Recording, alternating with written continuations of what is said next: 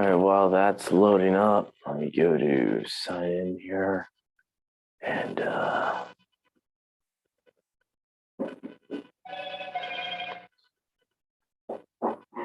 all righty then. Okay, I think we're live. Shalom, everyone. Hope everyone's having a great week so far. We are midweek right now, and I believe this would be day 3, going into day 4 right now of the week. So I'm Brother Doug as always. Thank you, all of our loyal subscribers, for sticking with us.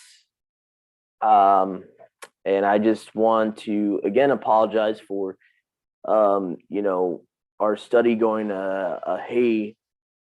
awry last Shabbat. So what I'm going to do for you guys right now, because all of our loyal subscribers, viewers, listeners deserved to get this study last Shabbat that weren't able to get it. So what I'm going to do is I'm going to give you guys a re-recording of the study that we recorded, but I had to take down for, if you've seen the public announcement, then you'll know why. But anyway, so what I'm going to do here is, especially for the new subscribers, I'm going to use very basic English translation here for the Masoretic, and then give you guys the Septuagint on the shared screen, obviously. So I'm going to use ESV for Masoretic, Septuagint for obviously for the comparison there. So here we go. Deuteronomy chapter 4. So please bear with me, guys. I'm turning there right now. Okay, so we're going to go to shared screen here. All right. What the heck is going on here? It doesn't. Okay, you want to play games now, shared screen, huh? You want to play games? Okay, come on. Man, I swear technology sometimes, guys. I don't know. I don't know if anyone struggles with technology like me sometimes. All right. Any day now, any day, my sword. Okay. All right. So we're going to go to the LXX. And here we go. Deuteronomy chapter 4. All right. Here we go. Deuteronomy 4. And now, Yashrael, hear the ordinances and right rulings, all that I teach you this day to do, that you may live and be multiplied, that you may go in and inherit the land, which Yahuwah, Eluah of your fathers, gives you. You shall not add to the word which I command you, and you shall not take away from it. Keep the commandments of Yahuwah our Eluah, all that I command you this day. And your eyes have seen all that Yahuwah our Eluah did in Baal Peor. For every man that went after Baal Peor, Yahuwah your Elohim has utterly destroyed him from among you. But you that kept close to Yahuwah your Eluah are all alive today. Behold, I have shown you ordinances and right rulings as Yahuwah commanded me, that you should do so in the land which you go to inherit it. You shall keep them and do them. So we're at verse 6 here of Deuteronomy 4. This is your wisdom and understanding before all nations, as many as shall hear all these ordinances, and they shall say, behold, this great nation, a wise and understanding people, for what manner of nation so great, which Eluah has so near to them as Yahuwah our Eluah in all things, and whatsoever we may call upon him. And what manner of nation so great, which has righteous ordinances and right rulings according to all this law, which I set before you this day. Take heed to yourself and keep your heart diligently. Okay. The note here says it can also be interpreted for heart as soul. Okay. Forget not any of the things which your eyes have seen. Let them not depart from your heart all the days of your life. And you shall teach your sons and your sons' sons, even that happened the day in which you stood before Yahuwah our Eluah in Horeb in the day of the assembly. For Yahuwah said to me, gather the people to me and let them hear my words, that they may learn to fear me. All the days which they live upon the earth, they shall teach their sons. And you drew near and stood under the mountain, and the mountain burned with fire up to heaven. Darkness, blackness, and tempest. And Yahuwah spoke to you out of the midst of the fire, voice of words which you heard, and you saw no likeness, only you heard a voice. And he announced to you this covenant, which he commanded you to keep, even the 10 sayings or commandments. He wrote them on 2 tablets of stone. Okay. And Yahuwah commanded me, verse 14 here, at that time to teach you ordinances and right rulings, that you should do them on the land into which you go to inherit it. And take heed to your hearts, for you saw no similitude in the day in which Yahuwah spoke to you in Horeb in the mountain out of the midst of the fire. Verse 16, lest you transgress and make to yourselves a carved image and any kind of figure, the likeness of the male or female, the likeness of any beast of those that are on the earth, likeness of any winged bird which flies under heaven, the likeness of any reptile which creeps on the earth, likeness of any fish of those which are in the waters under the earth. Lest having looked up to the sky and having seen the sun, the moon, and the stars, and all the heavenly bodies, you should go astray and worship them and serve them, which Yahuwah your Eluah has distributed to all the nations under heaven. But Eluah took you and led you forth out of the land of Egypt, out of the iron furnace, out of Egypt, to be to him a people of inheritance as at this day. And let me see here. I got a little note I want to make here. So right here it says in verse 21, and Yahuwah Eluah was angry with me for the things said by you, and swore that I should not go over this Jordan, that I should not enter into the land which Yahuwah your Eluah gives you for an inheritance. For I am to die in this land and shall not pass over this Jordan, but you are to pass over and shall inherit this tube land. Take heed to yourselves, lest you forget the covenant of Yahuwah our Eluah, which he made with you, and you transgress and make to yourselves a graven image of any of the things concerning which Yahuwah your Eluah commanded you. For Yahuwah your Eluah is a consuming fire, a zealous Eluah or Elohim. Okay, so, and what's interesting to me, the only reason I wanted to pause here is because I was looking at some of my old screenshots from Facebook the other day, and I find it very interesting that one of the Targums actually phrases this exact verse as, for the word of Yahuwah your Eluah is a consuming fire. The zealous Eluah is a fire, and he avenges himself in zealousness. Okay, moving on to verse 25 here. And when you shall have begotten sons, and shall have sons, and you shall have lived a long time on the land, and shall have transgressed and made a graven image of anything, and shall have done wickedly before Yahuwah your Eluah to provoke him, I call heaven and earth this day to witness against you, that you shall surely perish from off the land, into which you go across the Jordan to inherit it there. You shall not prolong your days upon it, but shall utterly be cut off. Okay.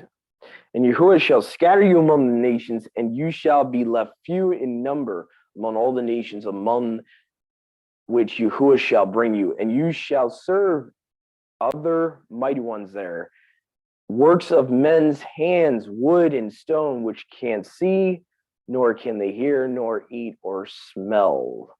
And there you shall seek Yahuwah your Eluah, you shall find him wherever you shall seek him, with all your heart, with all your soul, in your affliction. So again, this is a prophecy later on. We see in Deuteronomy 28 re-echoed that eventually happens to them in Babylon, happens to them even some of us, these curses have fallen upon, as far as the wood and the stone and all that.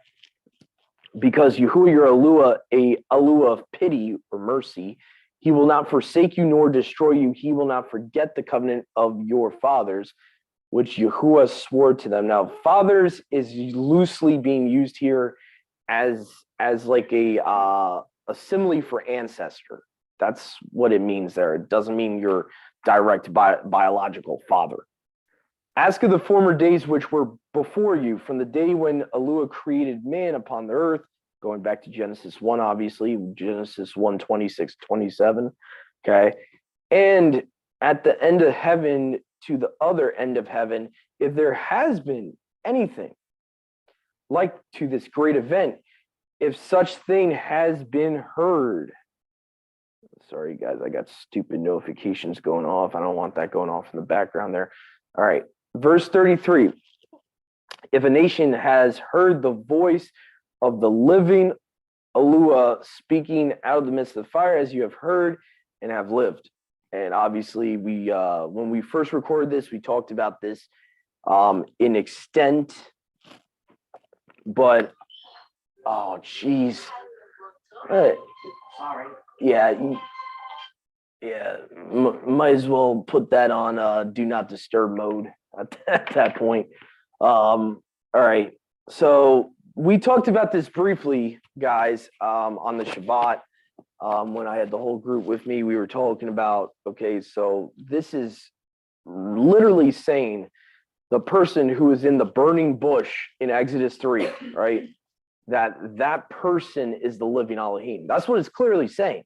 So it says it came out of the midst of the fire, the voice of the living Elohim. So for you guys to understand this oneness connection here, you got to go back to Exodus 3. I believe it's verse 2 and verse 4. So you got to go back to that and see what I mean by Deuteronomy 4:33 is talking about the same person. So it's a connection basically that the same person that spoke to Masha is being from the burning bush is being called the living Elohim here in verse 33. So it's that concept there.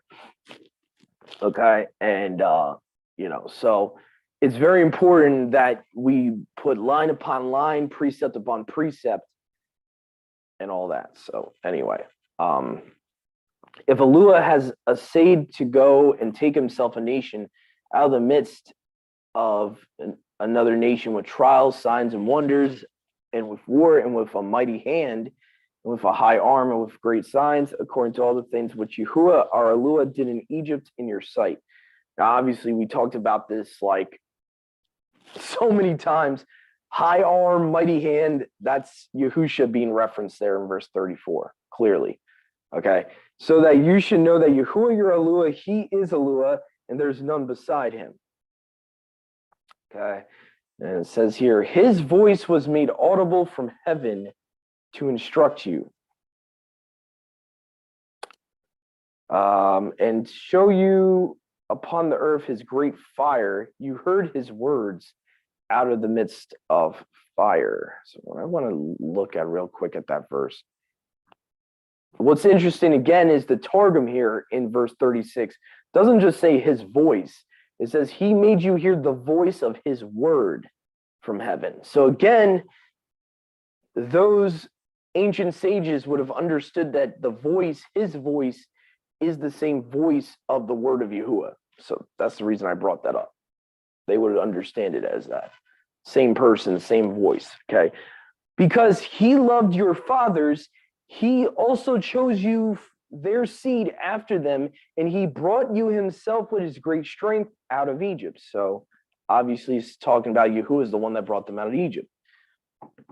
To destroy nations great and stronger than you before your face, to bring you in, to give you their land to inherit it, as you have it this day, and you shall know this day, and shall consider in your heart that Yahuwah your Alua, he, Alua in heaven above and on earth beneath. So, and again, I think every version says that. I'm pretty sure. Yeah. So nothing really to expound on there. So he's Alua on heaven above and earth beneath. And keep you his commands and his ordinances, all that I command you this day, that it may be well with you, with your sons after you, may be long lived upon the earth, which Yahuwah your Alua gives you forever. Then Masha separated 3 cities. So now it's going to get to the 3 major cities where the person who kills a man by mistake is supposed to flee to. So verse 42 here, or 41 actually. Masha then separated 3 cities beyond the Jordan on the east, that the slayer might flee who should have slain his neighbor, his brother, unintentionally, and should not have hated him in times past. He shall flee to one of these cities and live. Bosor in the wilderness, which by the way is Edom, Bosor, okay. In the plain country of Reuben, Ramoth in Gilead, belonging to Gad, Galon in Bashan, belonging to Manasseh. This, the law which Masha set before the children of Yasharal, these, the witnesses and ordinances, and the right rulings which Masha spoke to the sons of Yasharal when they came out of the land of Egypt. On the other side of the Jordan in the valley near the house of Fogor, in the land of Sihon, king of the Amorites, who lived in Heshbon, whom Masha and the sons of Yasharal struck when they came out of the land of Egypt. And they inherited his land in the land of Og, king of Bashan, 2 kings of the Amorites who were beyond the Jordan eastward. From Aurora, which is on the border of the brook Arnon, even to Mount Sion, which is in Hermon. And we kind of already expounded on that last Shabbat. Hermon is where the Watchers would have descended to. So it kind of makes sense that these lands that they had to kill the giants to inhabit kind of makes sense. Mount Hermon would be one of the main centers of the Canaanite giants there. Kind of makes sense. Verse 49, all Arabah beyond the Jordan, eastward under Ashdod, hewn in the rock. So got a couple of footnotes here, or the quarried rock, Ashdod, Pisgah, and what's this other footnote it has here? Hebrew, the plain. Okay. All right. So I don't think there's much to really talk about with Deuteronomy 4. I did want to just mention what we kind of talked about last time and what I iterated on the Shabbat was when looking at, do not make any images above or beneath or under the earth and all that, right? That command. You have to go back to Exodus 20 to understand the context of that. So I'm going to just read for you guys real quick what I'm talking about here, okay? Just the context of this. And then we'll move on to chapter 5 here, okay? All right, so let's see here where it starts talking about. So right here, right? Now, Mom, verse 4 in Exodus 20 in your version would say what? Graven image? Yeah.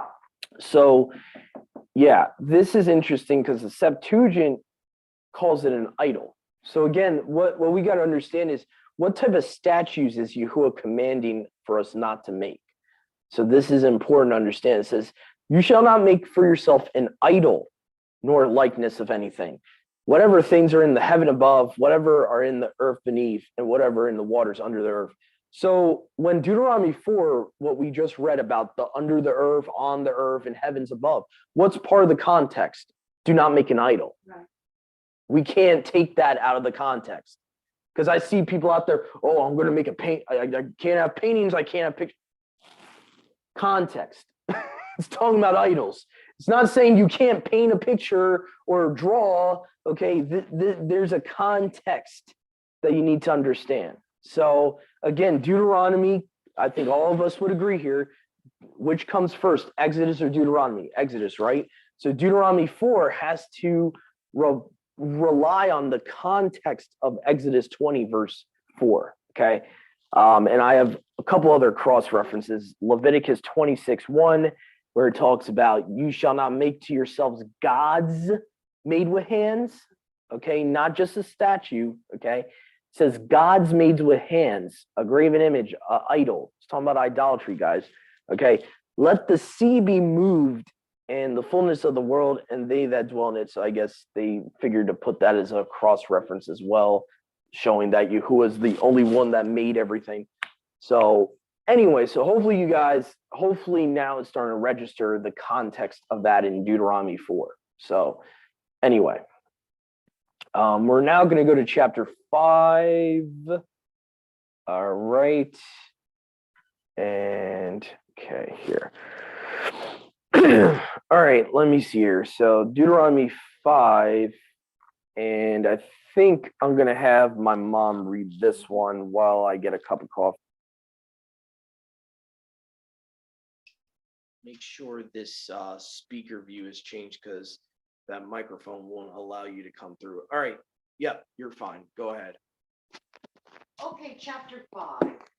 Moshe summoned all the children of Israel and said, "Hear, O Yashrael, the decrees and laws I declare in your hearing today. Learn them and be sure to follow them. Yahuwah, our Elohim, made a covenant with us at Horeb. It was not with our fathers that Yahuwah made this covenant, but with us, with all of us who are alive here today. Yahuwah spoke to you face to face out of the fire on the mountain.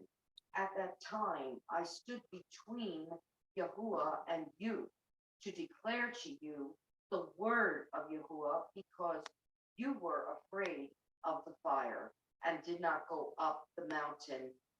And he said, I am Yahuwah, your Elohim, who brought you out of Egypt, out of the land of slavery. You shall have no other mighty ones before me. You shall not make for yourself an idol in the form of anything in heaven above, or on the earth beneath, or in the waters below. You shall not bow down to anything or worship them, for I, Yahuwah your Elohim, am a zealous Almighty, punishing the children for the sin of the fathers to the third and fourth generation of those who hate me, but showing love to thousands who love me and keep my commandments. You shall not misuse the name of Yahuwah your Elohim, for Yahuwah will not hold anyone guiltless who misuses his name. Observe the Shabbat day by keeping it set apart, as Yahuwah your Elohim has commanded you. 6 days you shall labor and do all your work, but the seventh day is a Shabbat to Yahuwah your Elohim.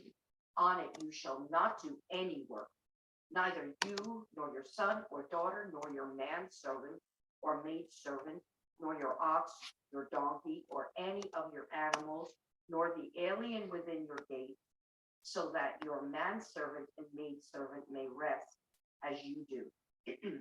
Remember that you were slaves in Egypt, and that Yahuwah your Elohim brought you out of there with a mighty hand and an outstretched arm. Therefore, Yahuwah your Elohim has commanded you to observe the Shabbat day. Honor your father and your mother, as Yahuwah your Elohim has commanded, so that you may live long, and that it may go well with you in the land of Yahuwah your Elohim is giving you. You shall not murder. You shall not commit adultery. You shall not steal. You shall not give false testimony against your neighbor. You shall not covet your neighbor's wife. You shall not set yourself desire on your neighbor's house or land, his manservant or maidservant, his ox or donkey, or anything that belongs to your neighbor. These are the commandments Yahuwah proclaimed in a loud voice to your whole assembly there on the mountain, from out of the fire, the cloud, and the deep darkness. And he added nothing more than he wrote them on 2 stone tablets and gave them to me. when you heard the voice out of the darkness, while the mountains were ablaze with fire, all the leading men of your tribes and your elders came to me, and you said, Yahuwah, our Elohim, has shown us his esteem and his majesty, and we have heard his voice from the fire. Today we have seen that a man can live even if Almighty speaks with him. But now, why should we die? This great fire will consume us, and we will die if we hear the voice of the Elohim, Yahuwah our Elohim, any longer. For what mortal man has ever heard the voice of the living Elohim speaking out of fire as we have and survived? Go near and listen to all that Yahuwah our Elohim says, then tell us whatever Yahuwah our Elohim tells you, we will listen and obey. Yahuwah heard you when you spoke to me, and Yahuwah said to me, I have heard what this people said to you. Everything they said was good. Oh, that their hearts would be inclined to fear me and keep all my commands always, so that it might go well with them and their children forever. Go tell them to return to their tents, but you stay here with me, so that I may give you all the commands, decrees, and laws you are to teach them to follow in the land I am giving them to possess. So be careful to do what Yahuwah your Elohim has commanded you. Do not turn aside to the right or to the left. Walk in all the way that Yahuwah your Elohim has commanded you, so that you may live and prosper and prolong your days in the land that you will possess.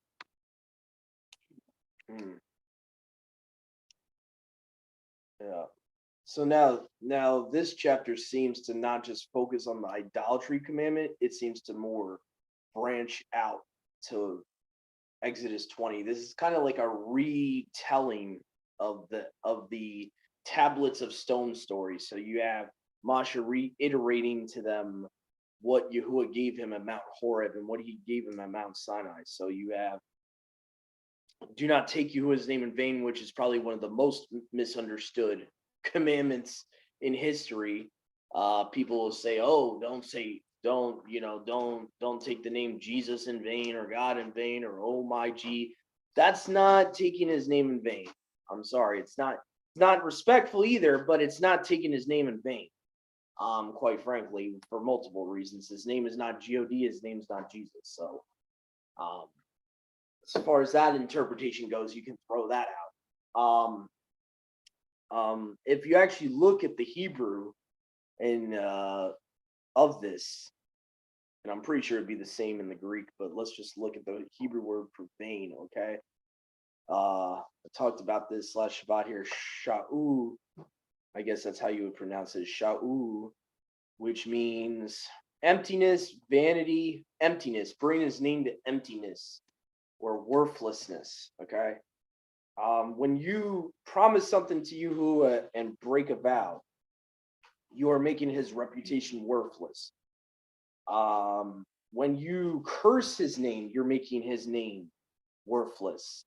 When you replace his name to Lord, God, Adonai, whatever you want to use, Elohim, which just means mighty one, by the way. Okay, Allah even just means mighty one. Okay, when you reduce Yahuwah's name to that, by default, you're bringing it to nothing in a literal sense. Okay, and again, you can even go down to the root of this. It says the sense of desolation, destroying his name. You changing his name for Lord or Master, you are destroying his name. It's that simple. So again, there's actually multiple applications to that commandment. And like I said, it's not just one interpretation. There's many ways in Scripture that Scripture provides and shows ways that Israel would bring his name to nothing. Okay. All right. So keep the Sabbath day, set it apart as Yahuwah your Elohim has commanded you. I mean, that's self-explanatory, the commandments about the Sabbath. Do not put anyone to work within your gates. Obviously, you can't control people that are going to work on the Sabbath that are not within your neighborhood. I don't know how you would control it if they're not even in your vicinity, obviously. And again, the best way to apply this would be like, okay, I'm going to do my best and foremost within my control to make sure that even non-believers, I'm not putting them to work on the Sabbath day. One of the applications I like to personally do is try my best that during the week, if I got to order something to be delivered by Amazon, I try my best to everything within my power. Obviously, I'm not in full control. They're going to choose to do whatever they want to do of their own accord without me putting them to work. Okay. Because they work for businesses that work on the Sabbath. Okay. But I try my best to make sure within my power, if I can, to try to get a package or whatever delivered not on the Sabbath. You understand what I'm saying? That's just one example of not putting someone to work for you on the Sabbath. There's many other things. If you believe that you're not supposed to be doing dishes on the Sabbath, don't have other people doing dishes for you. I mean, there's tons of examples. There's like tons easy examples, guys. It's an easy concept to understand. And obviously, because they were farmers, they would, some of our brothers and sisters are starting to become farmers now. You would obviously don't put yoke on your animals on the Sabbath. I mean, this is simple application, guys. So obviously house servants, we really don't have that anymore. That's, but there's other ways we can avoid and apply that today in other ways. You shall remember you were a slave in the land of Egypt. So obviously who was saying, don't get puffed up, don't get prideful, you were a slave under them. So, and brought you with a mighty hand, high arm. Again, it's talking about Yahusha there. Therefore Yahuwah appointed you to keep the Sabbath day and set it apart. Honor your father. And this is another thing I want to mention here, because I see a lot of this of like, oh, we need to tell Christians to keep the Sabbath. Hold on, pump the brakes. Was Paul telling Gentiles to keep the Sabbath before they were converted? I don't think he was telling them to do that before they believed. So we have to understand there's a process to this. If they haven't received the true Messiah yet, they have no purpose keeping the Sabbath. They have no purpose not restraining themselves from eating pork, because you can keep the Torah and it not benefit you if you're not in covenant with Yahuwah. There's a reason. It says right in verse 15, it says, therefore Yahuwah appointed you, meaning isolated group, you to keep the Sabbath day. So what is that saying? What is Moshe saying to Israel? He's saying, you guys are his people. You get to keep his stuff. But these other people that want to worship these other beings, these fallen angels, they don't get to keep his commandments. And I think where people are getting confused is, well, the whole world's going to be judged. So what do you mean it's only for Israel? Well, that's what the covenant's only for Israel. And that includes his law. So yeah, they're going to be judged for it. But at the same time, you keeping his laws and being estranged to him and not being brought near to Messiah yet, and you trying to keep his laws with not being in covenant to him, that does nothing for you. You have to come into covenant first and keep his laws. And this process we see all through the Bible. What happened in Exodus 20? They had a marriage covenant, then they kept the laws. It wasn't keep the laws and get in marriage covenant. No, it was marriage covenant first, then keep the laws. So for those people out there and misinforming people and teaching people we need to get Christians to keep Torah, I respectfully disagree. You need to get Christians, first of all, The Christian you're trying to witness to needs to receive Yahusha and needs to receive Yahuwah and stop worshiping the Baals that they've been brought up in, the Baal worship that they've been brought up in Sunday worship way before they're going into Torah. If they're still holding on to the God of Christianity, they have no purpose keeping the Torah. So that's scripture there. That's not my opinion. That's scripture. Okay, so before you can even be keeping Torah, Yahuwah's got to bring you in. Yahuwah's got to call you and bring you in to the true Besorah. If you don't know the true Besorah and you're still holding on to a false Besorah, then no, there's no point of you keeping the Torah. There's no point. And Paul talks about this too. Like, without faith, what's the point of doing works? What's that? If you don't have faith in the true mighty one of heaven and earth, what's the point of you keeping his Torah? There is no point. So you got to understand that faith comes first, then obedience. And you know, I don't have time to go into all that, but basically it's the concept of you have to by faith go into covenant with him first, then keep his law. It can't, the law doesn't come first. Okay. So, and I think the bigger problem is people think that Jesus and Yahushua are the same person, but the whole another ball game, whole another problem. And I recommend for those that this sounds like a strange concept to them, I would recommend you watch the study we did way back called "Is Jesus Christ, JC, and Yahushua the Messiah the same person?" Because that will help you out understand what I'm referencing here. Okay. Again, so that's just something to think about, guys. But anyway, so obviously, verse 16, respect your father and your mother. Okay. So as Yahuwah your Alua commanded you, that it may be well with you and you may live long upon the land, which Yahuwah your Alua gives you. Self-explanatory. Now again, honor, I'm not a big fan of the word honor there, because people have misunderstood it, misused this concept, and get this whole weird idea you're supposed to even put your parents before Yahuwah. Okay. I just want to show you guys that there's multiple definitions to this word. And I think the most honest definition would be respect. We are to respect our parents. We are to show respect to them and honor them in that way. But we are not to put them on a highest pedestal. We are not to make them our God. Okay. Because a lot of people will take the word honor and go to the extreme point of you're almost worshiping your parents.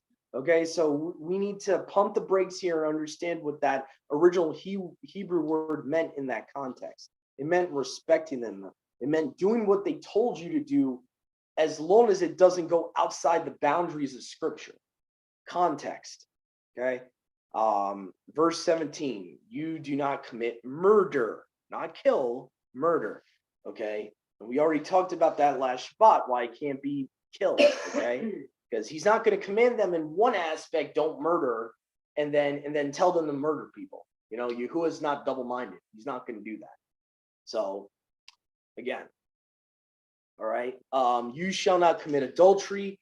You shall not steal. You shall not bear false witness against your neighbor. Again, we talked about this last Shabbat. Bearing false witness against your neighbor is a type of lying, but it's not exactly just lying. It would be like you're in a courtroom, your brother is getting accused of something, and you're bearing a false witness saying, oh, he did this, or agreeing with the false witness. That's what bearing false witness means. Doesn't mean just lying. It means like you're in a law of court, you're bearing witness against your brother, and it's almost like taking a bribe, and you're basically taking a bribe from the person accusing him. And you're saying, yeah, he did this, when you know well enough that your brother's actually innocent and not guilty. That's what it means to bear false witness against your brother. Now, I'm not saying it's okay to lie in general. I'm just saying we can't equate bearing false witness as the same thing as generally lying. It's not the same sin. It's a much worse type of lying, is what I'm trying to say. It's much worse. You shall not covet your neighbor's wife. You shall not covet your neighbor's house, nor his field, nor his servant, yada, yada, yada, yada. Okay. His donkey or any beast of his or anything that is your neighbor. So obviously today we can't really apply a lot of this stuff because we're not an agricultural culture in 2023, the majority of this world. But we can still take this concept and generally apply. You don't covet what your brother has. Okay. And I find it interesting. It says your brother's stuff, your neighbor's stuff. So I find it interesting that it's seems to be a little bit more specific than people realize. Now, am I saying you should covet anyone's wife? No. But I'm saying that it does say neighbor in the verse. It is making it specific. And usually neighbor in scripture, for those that don't know, when it's talking about your neighbor, it's not talking about someone that generally lives next to you. It's talking about your brother and sister in Messiah, your fellow Israelite. Okay. That's what neighbor means. That's the scriptural definition, not the world's definition, scriptural definition of neighbor. And again, I'm not saying you should covet anything of anyone else's or be envious. I'm not saying that. I'm just saying technically verse 21 is being a little bit more specific than people realize. That's all I'm saying. These words Yahuwah spoke to all the assembly of you in the mountain of the midst of fire, darkness, blackness, storm, a loud voice, and he added no more, and he wrote them on the tablets of stone, and he gave them to me. Now, what's interesting, again, Masha is telling them that they heard a loud voice or audible voice. A lot of people, when they get into prophecy, I find it funny that we see this concept already at Mount Sinai, right? That Yahuwah out loud was saying stuff to them, not nudging them or move, nudge, like telling them to do something. Because I've seen a lot of people with Revelations 18 with the come out of her, my people. They want to then spiritualize it that, oh, that means he's nudging. No, he has a voice. He has a physical voice that is audible. We're not talking about conviction here. We're talking about audible, literal hearing voice. And that's what Revelations 18 is talking about in context. It's talking about the same context. It's talking about they heard a voice from heaven, meaning it was so loud it came down from heaven to the earth. Come out of her, my people. That's the context there. So I really get bent out of shape when people, they understand that this concept's in the Tanakh, but then because they want to spiritualize in Revelations 18, they put eisegeticalness into Revelations 18, which it doesn't warrant you to do that there. It has to be a physical voice. It can't be him just going nudging, oh, get out of here. Like, I'm sorry, that's not what it's indicating there. That's so I understand. I understand that sometimes his voice is like a soft conviction and stuff like that, but that's not talking about that in Revelations 18. Okay. Anyway, I ended my rant there. And you said, behold, Yahuwah our Elohim has shown us his splendor, and we have heard his voice out of the midst of fire. Now, you know what's interesting to me, right? The previous chapter, though, says they never saw an image. But now here it says they saw his esteem. Which one is it? So this is see, without the oneness, you're not going to understand this. And this is why I say, guys, I know a lot of people hate me bring this up, but it is more important than you're giving it credit for.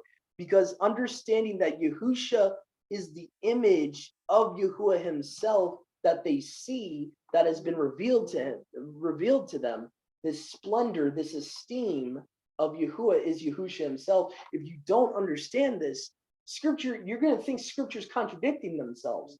Mind you, this is not even New Testament. This is 2 chapters from Deuteronomy that seem to be contradicted. So it is important. Okay. We have heard his voice out of the midst of the fire. This day we have seen that Elohim shall speak to man and he shall live. Interesting. Now, just for the heck of it, for the fun, I'm going to see how the Targum words that verse in verse 24, just for the heck of it. Yeah. So this is how the Targum puts it. Mind you guys, these guys were like rabbinical type of scribes. So there's no agenda here. They would most likely not even have received Yahusha. Okay. And this is what they said. They said, behold, the word of Yahuwah, our Alua, has shown us his esteem and the greatness of his excellency and the voice of his word we have heard out of the midst of the fire. Now, again, these are rabbinical scribes, and they're even admitting it, that the word is himself. I mean, guys, hey, we can't be making this stuff up when you got guys from the 1st, 2nd, 3rd century AD that really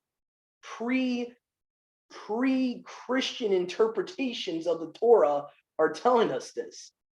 I mean, this is pre-Christian. You ask any Jewish person about the Targums, they'll tell you that. You're like, yeah, it's pre-Christian. It's not a Christian source. Just saying. Just saying, this predates Christianity, this interpretation. Okay. And then it even goes on to verse 25.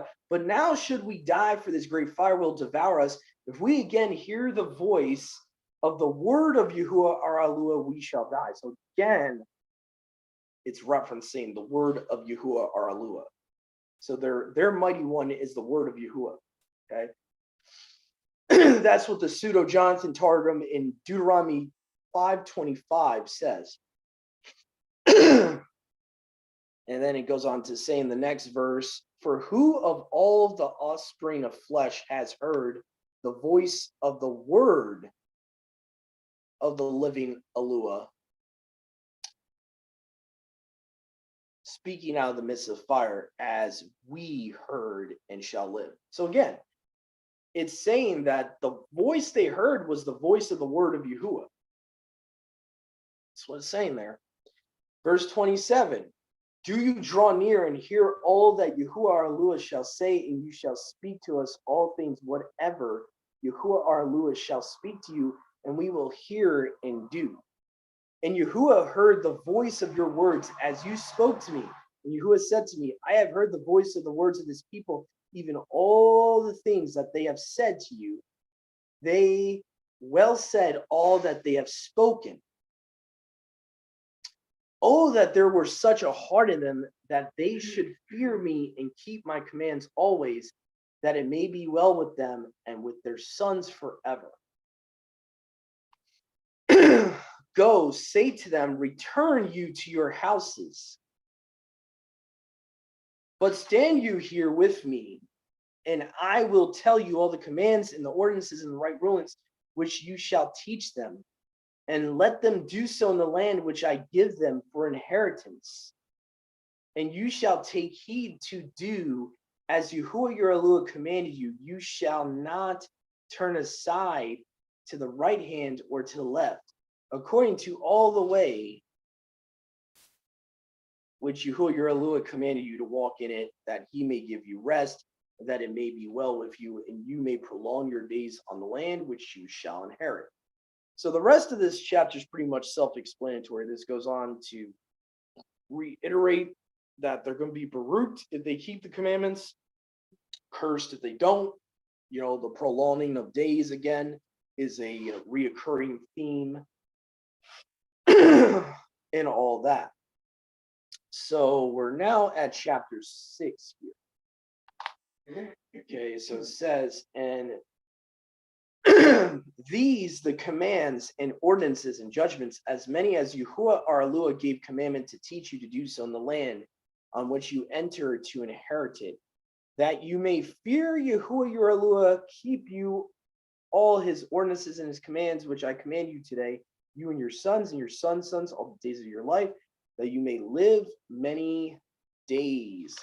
Hear therefore, O Yashrael, and observe to do them, that it may be well with you, that you may be greatly multiplied, as Yahuwah Alua of your fathers said he would give you a land flowing with milk and honey. These are the ordinances and right rulings, which Yahuwah commanded the children of Yashrael in the wilderness when they had gone forth from the land of Egypt.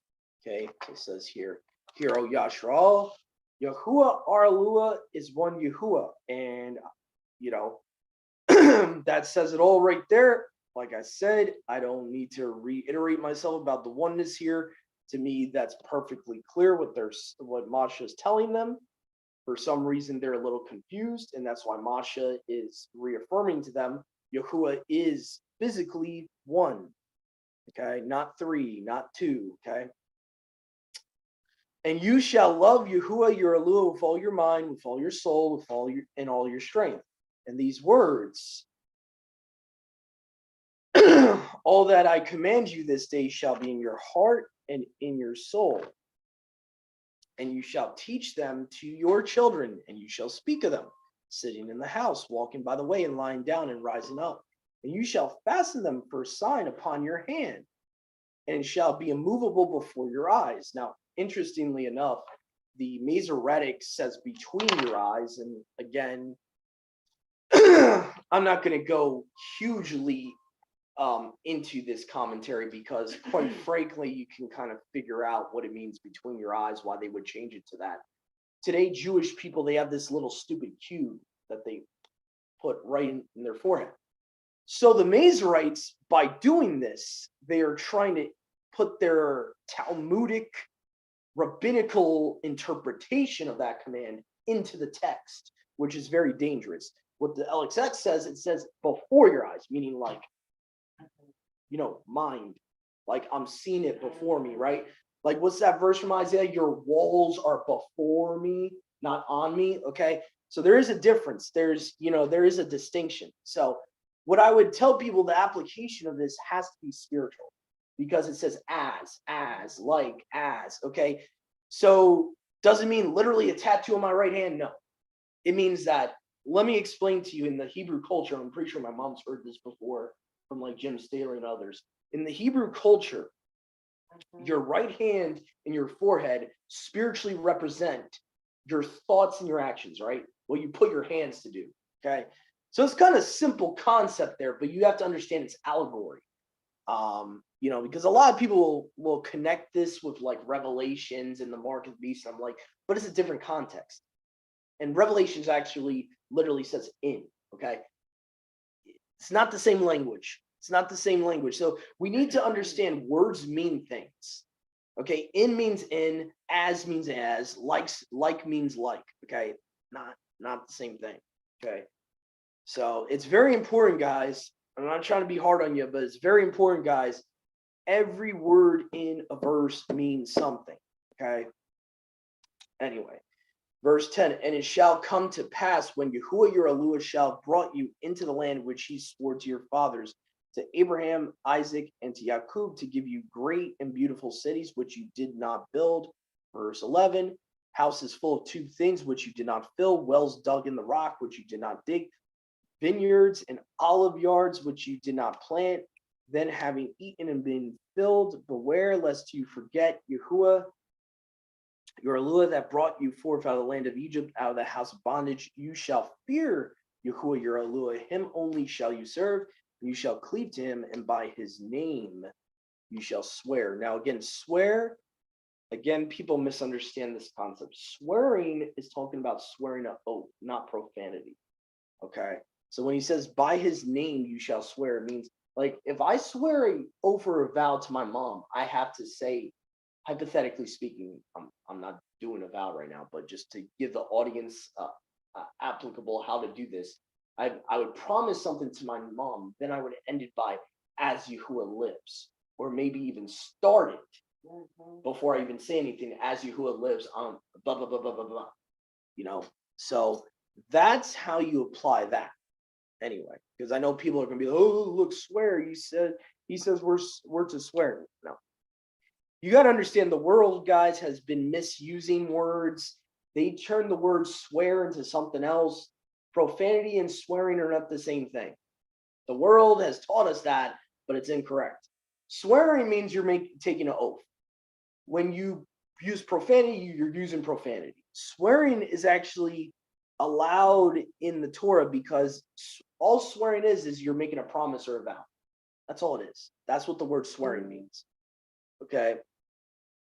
Go you not after the other mighty ones of the nations round about you, for Yahuwah your Eluah in the midst of you, a zealous Eluah, lest Yahuwah your Eluah be very angry with you and destroy you from off of the face of the earth. Okay, so very simple concept there, right? Okay. And I know people are going to say, Doug, why are you reading that as zealous? It says jealous in English. I'm going to show you guys why. Because lovely translators want to mistranslate this, or at least continue the trend of mistranslating this word. Both in the Greek and the Hebrew, it means zeal or zealot. It does not mean jealous. Okay, so zealots.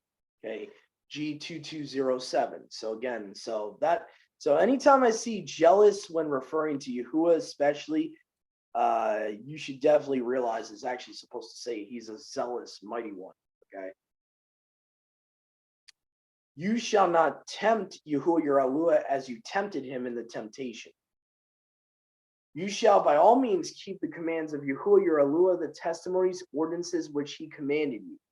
And you shall do that which is pleasing and true before Yahuwah your Eluah, that it may be well with you, and you may go in and inherit the tube land which Yahuwah swore to your fathers, to chase all your enemies from before your face, as Yahuwah said.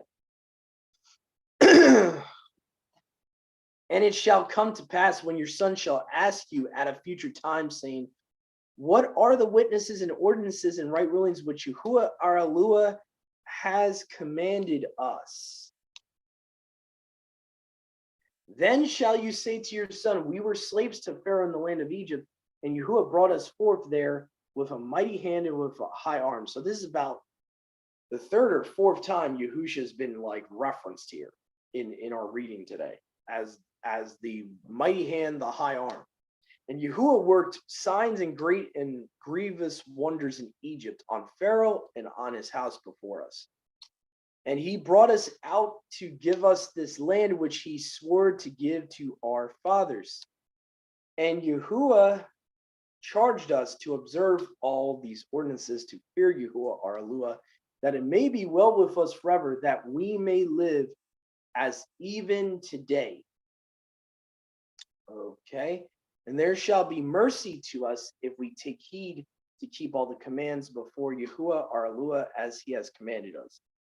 And this is a major difference here. The Masoretic in verse 25 says it will be righteousness to us.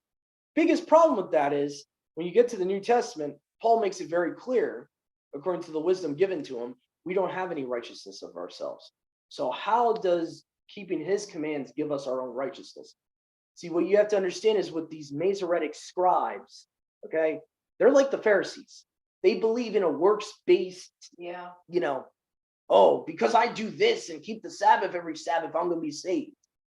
You know what I'm saying? So that's what you need to understand about the Pharisees, is that they are all works-based. What was the biggest problem in Israel throughout their history?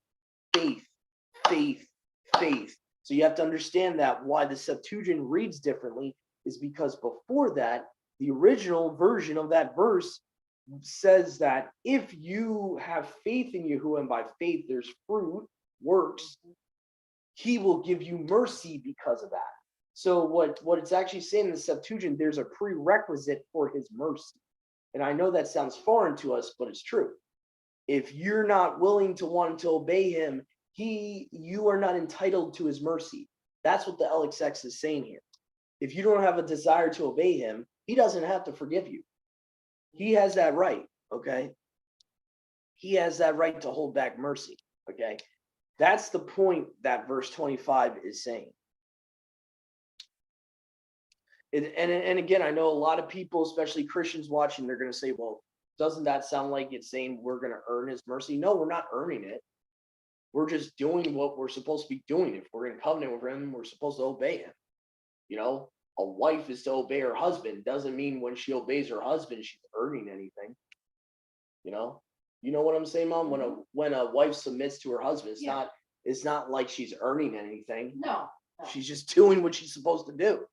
So the problem is that we don't understand what covenant relationship is, and what Israel really was to Yahuwah was a wife.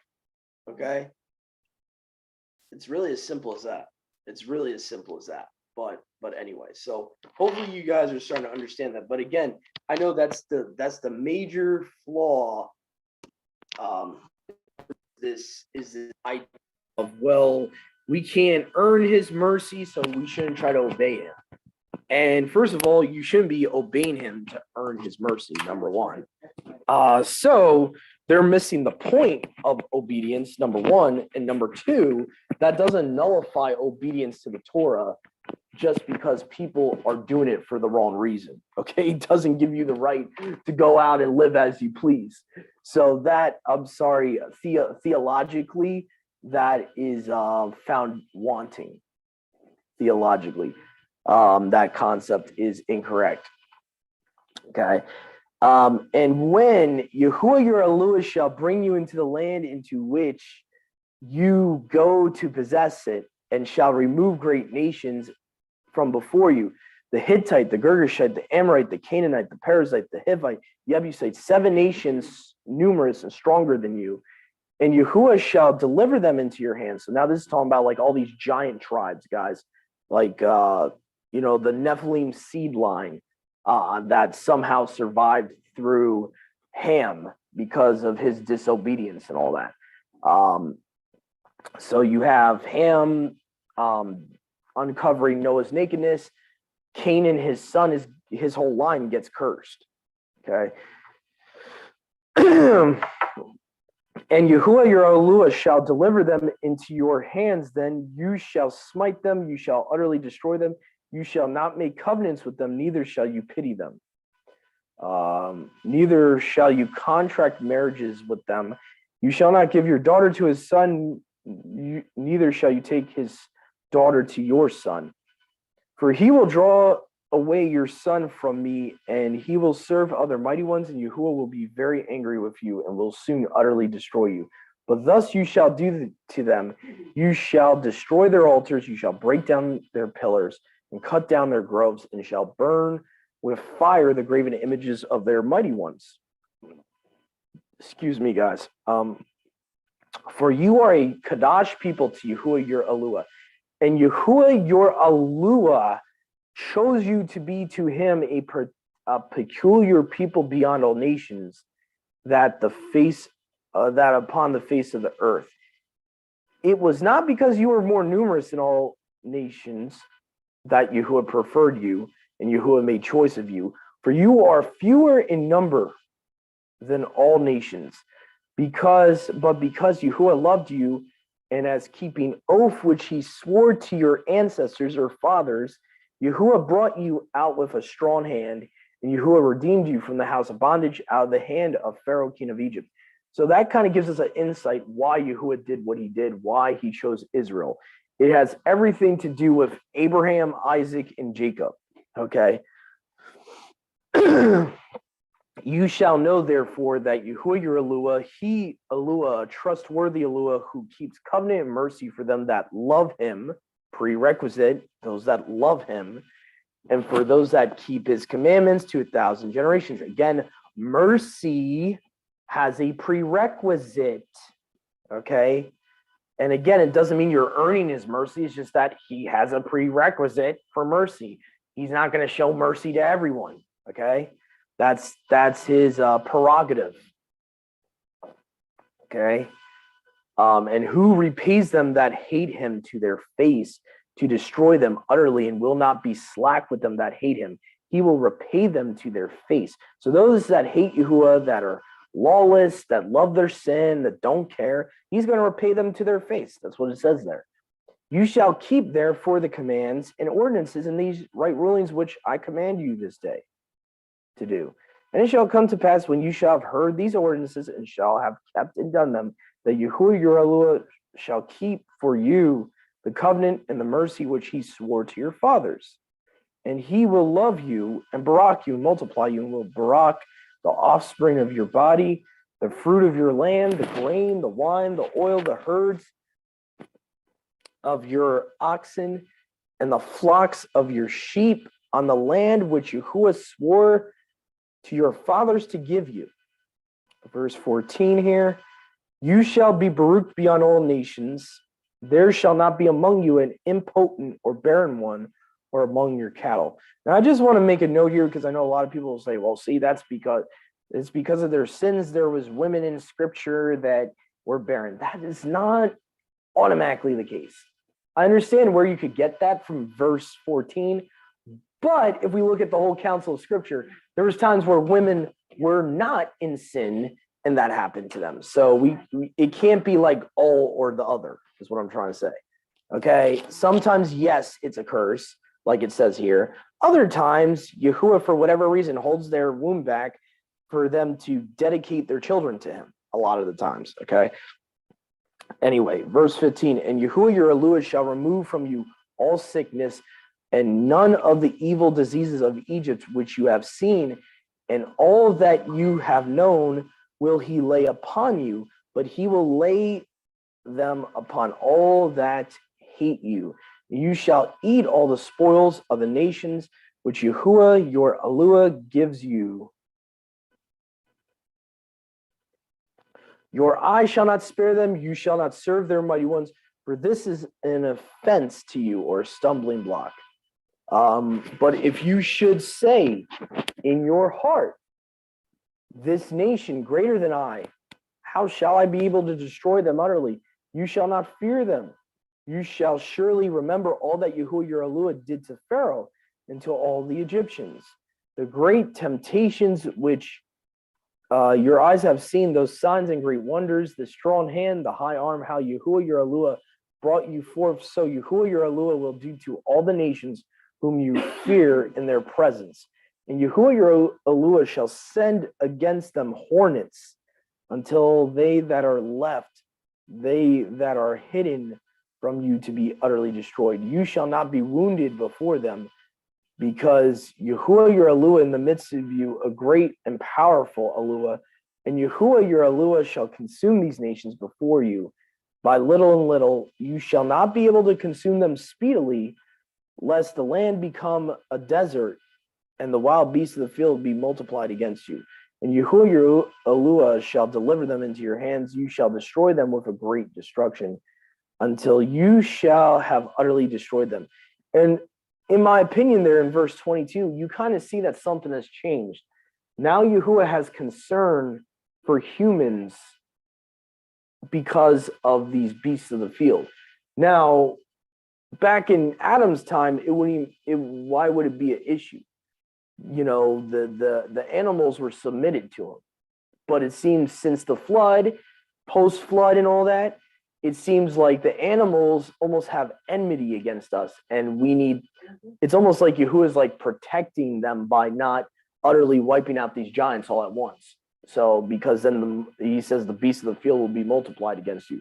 So there seems to be a caution for us humans with the beasts of the field at this point in Deuteronomy. That's just what I'm noticing. And he shall deliver their kings into your hands. You shall destroy their name from that place. None shall stand up in opposition before you until you shall have utterly destroyed them. You shall burn with fire the graven images of their mighty ones. You shall not covet silver, neither shall you take yourself gold from them, lest you should offend thereby or stumble thereby, because it is an abomination to Yahuwah your Elohim. And you shall not bring an abomination into your house, so you should be an accursed thing like it. You shall utterly hate it and altogether abominate it, because it is a cursed thing. Now, just to explain here, we're pretty much done for today's reading, but just to explain at the end, how do we apply these couple of verses? I would say verse 25, you can't. Because didn't we start out the chapter, Mom, by saying when they go into the land? So this, some of these commands are for the land of Canaan. and you can't just outright like destroy random idols in a land of captivity. We don't see Daniel doing that. We don't see Ezekiel doing that. We don't see any of the prophets doing that when they're in captivity. Okay, so this has to be understood as like in the land of Canaan, that they're to burn these idols and all that. Verse 26, it says, don't bring abomination into your house. So this is talking about the accursed thing, by the way, would be like anything that's under the ban or a graven image. So basically, they're not even to take the possessions of these giants and all that, of these tribes. So the best way we could apply this today, obviously, is don't bring idols into your house. Don't bring accursed things into your house. It's the best way I could explain to you. I personally believe, though, verse 25, you cannot apply unless you want to go to jail in a land of our captivity, unless you want to go to jail and, hey, that's up to you, man. Count the cost of, I personally would not recommend spiritualizing verse 25 and ecumenicalizing it like anywhere you are to burn their idols. And you could even make the argument that he's not saying to burn every person's idols. He's talking about these nations that he's leading them to dispossess the land. So even if you look at the whole context of the chapter, it's not talking about every pagan nation for them to do this to. It's talking about these people that inhabited the land of Canaan that they're dispossessing, kicking out to basically burn their idols. Okay, so when I look at that, it's not a generic commandment. It's not like for all time. Well, it is for all time. Let me correct myself. It is for all time, but it has a specific application to it. You can't like spiritualize it and try to do that here in America when this is not our land, number one. Number two, we're not dispossessing anyone. We're not, Yahuwah is not having us come in here to wipe out all the heathen of this land. So to me, it's even with this cross reference here, 2 Kings 23:14, where were they, breaking down the pillars and doing this was in the land of Israel, right? So even that cross reference shows the context there. So again, I recommend before people jump the gun and start doing this in verse 25 in America here, you might want to pray to Yahuwah for him to give you wisdom and look at the whole context of this chapter before jumping the gun and doing that. That's what I would recommend. Okay. Anyway, hopefully you guys enjoyed this. And again, I'm sorry if I was really jumping through things or going too quickly, but really had a limited amount of time today. Obviously being a weekday and it's not the Shabbat, can't really take my time fully. So hopefully you guys enjoyed this study. Hopefully you got something out of it. And stay tuned till next time. And shalom, everyone. All of our brothers and sisters in Yahuwah Almighty, Yahushua Messiah. Have a great rest of your week. Love y'all. See you next time. Yahuwah willing.